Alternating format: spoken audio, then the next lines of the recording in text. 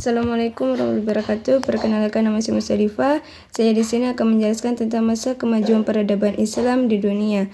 Adapun kemajuannya, yang pertama kemajuan intelektual. Yang pertama ada filsafat. Filsafat mulai berkembang pada abad ke-9 Masehi pada pemerintahan Bani Umayyah. Baghdad merupakan pusat utama ilmu pengetahuan yang menyuplai karya ilmiah dan ilmu filsafat. Dalam perspektif Islam, ilmu filsafat merupakan ilmu yang mempelajari cara Allah menyampaikan kebenaran atau hak dengan bahasa pemikiran yang rasional. Adapun tokoh-tokohnya, yang pertama ada Al-Kindi. Al-Kindi ini banyak menerjemahkan buku-buku filsafat. Adapun salah satunya ada karya Aristoteles pada tahun 801 sampai 873 Masehi, bahwa filsafat ini adalah ilmu pengetahuan tentang hakikat hal ihwal dalam batas-batas kemungkinan manusia. Adapun yang kedua, Ibnu Sina.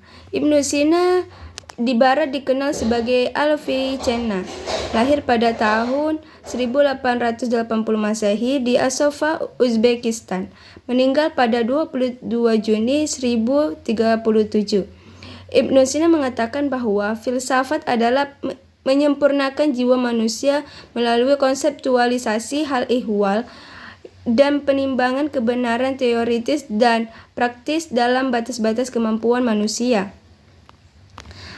Yang kedua ada bidang kedokteran. Pada masa dinasti Abbasiyah, kedokteran ini berkembang pesat karena dipengaruhi adanya penerjemahan dari berbagai buku kedokteran berbahasa asing. Adapun tokoh-tokohnya, yang pertama Ar-Razi. Ar-Razi ini adalah tokoh yang dapat membedakan penyakit cacar dan meales. Nama lengkapnya adalah Abu Bakar Muhammad bin Zakaria Ar-Razi. Yang kedua adalah tokoh Ibnu Sina. Ibnu Sina ini berhasil menemukan sistem peredaran darah. Adapun karyanya yaitu Al-Qanun fi al-Atib. Bidang ketiga adalah astronomi. Astronomi atau ilmu falak dalam bahasa Arab dimaknai sebuah ilmu yang mempelajari kedudukan benda langit pada setiap orbit atau garis edarnya. Adapun tokohnya, yang pertama Abu Isa al-Zarqali.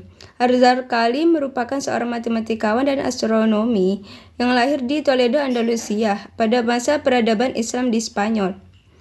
Bidang astronomi berperan dalam meluruskan data geografis Ptolemeus dan menciptakan alat astronomi yang berbentuk datar bernama Al-Safiha.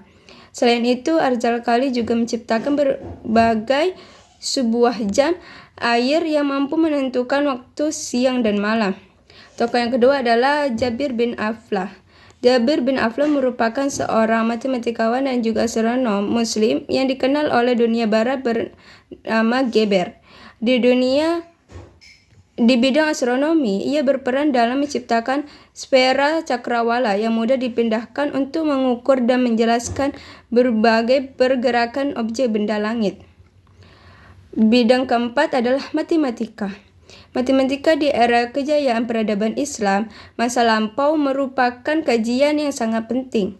Hampir semua pemikir besar tempo dulu memiliki basic yang sangat kuat dalam bidang ini. Adapun tokoh-tokohnya, yang pertama Al-Khawarizmi. Beliau lahir pada sekitar tahun 810 Masehi di Khawarizmiyah dan wafat pada tahun 850 di Baghdad. Merupakan penemu aljabar dan penemu angka nol. Tokoh kedua adalah Sabit Ibnu Qurra. Sabit Ibnu Qurra juga seorang matematikawan yang berbakat yang memberikan banyak kontribusi bagi perkembangan matematika modern. Penemuan hitungan integral, geometri, kalkulus, dalil trigonometri, dan konsep-konsep angka real. Bidang yang selanjutnya adalah fisika. Fisika adalah salah satu disiplin ilmu dasar yang sangat penting untuk mengetahui alam semesta. Ilmu tersebut bisa dilihat baik secara langsung atau dengan alat bantu. Adapun tokoh-tokohnya, yang pertama Abdul Rahman bin Al-Khazini. Salah satu karyanya yang paling terkenal adalah buku yang berjudul Kitab Mizan al-Hikmah, menjelaskan secara detail teori-teori yang dicetuskannya seperti prinsip-prinsip keseimbangan hidrostatis, mekanika, dan hidrostatika.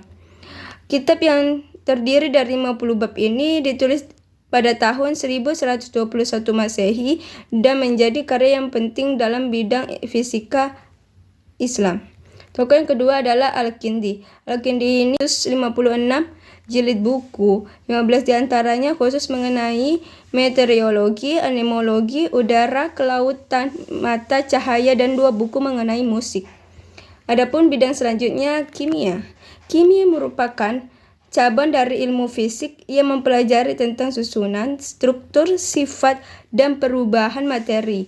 Ilmu kimia ini berkembang pesat pada era 10 Masehi hingga 13 Masehi. Adapun tokoh-tokohnya, yang pertama ada Jabir bin Hayyan. Jabir bin Hayyan ini lahir di Tus, sebuah kota di Persia, kini adalah wilayah Iran.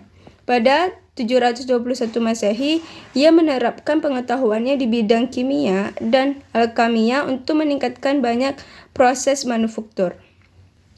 Bidang selanjutnya adalah sejarah dan geografi. Wilayah Islam bagian barat banyak melahirkan pemikir terkenal. Geografi adalah studi tentang permukaan bumi yang ada di luar angkasa, baik itu seperti makhluk hidup, cuaca atau iklim, udara, beserta segala interaksinya dan apa yang ditimbulkannya. Adapun tokoh sejarah dan geografi, yang pertama ada Ibnu Khatib. Ibnu Khatib merupakan tokoh sejarawan yang lahir pada 1313 Masehi di Andalusia. Ia banyak mengarang buku sejarah yang bernuansa Spanyol dan Maroko. Yang tokoh kedua adalah Khawarizmi. Ia juga merupakan pakar bidang geografi. Buku geografinya berjudul Kitab Surat Al-Kindi.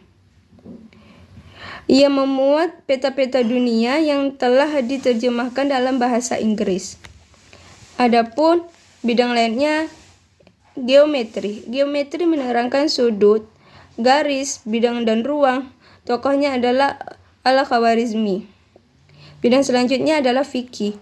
Fikih merupakan bagian ilmu yang terkait dengan hukum Islam, masa kemajuan Islam yang pesat ditandai dengan lahirnya ulama besar. Contohnya Imam Syafi'i, pendiri mazhab Syafi'i. Bidang selanjutnya adalah kesenian. Kesenian ini musik. Islam disebarluaskan ke seluruh benua Eropa. Instrumen yang terkenal adalah lute. Tokoh yang terkenalnya adalah Hasan Ibnu Nafi. Bidang terakhir adalah bahasa. Muslim Spanyol berjasa atas penyusunan tata bahasa orang Yahudi yang secara esensial didasarkan tata bahasa Arab. Tokohnya adalah Al-Kali, seorang profesor di Universitas Cordova. Adapun ilmuwan beserta karyanya. Yang pertama ada Al-Battani. Al-Battani pencapaiannya itu penentuan tahun matahari 365 hari, 5 jam, 46 menit, 24 detik, serta penemu trigonometri. Yang selanjutnya ada Ibnu Sina. Ibnu Sina karyanya yang terkenal adalah Al-Qanun fi al-Tib. Merupakan rujukan di bidang kedokteran selama berabad-abad. Terakhir adalah Ibnu Rushd. Karyanya adalah Bidayah al-Mutajid Kulliyat fi at-Tib. Terima kasih, itu saja yang dapat saya sampaikan. Terima kasih. Assalamualaikum.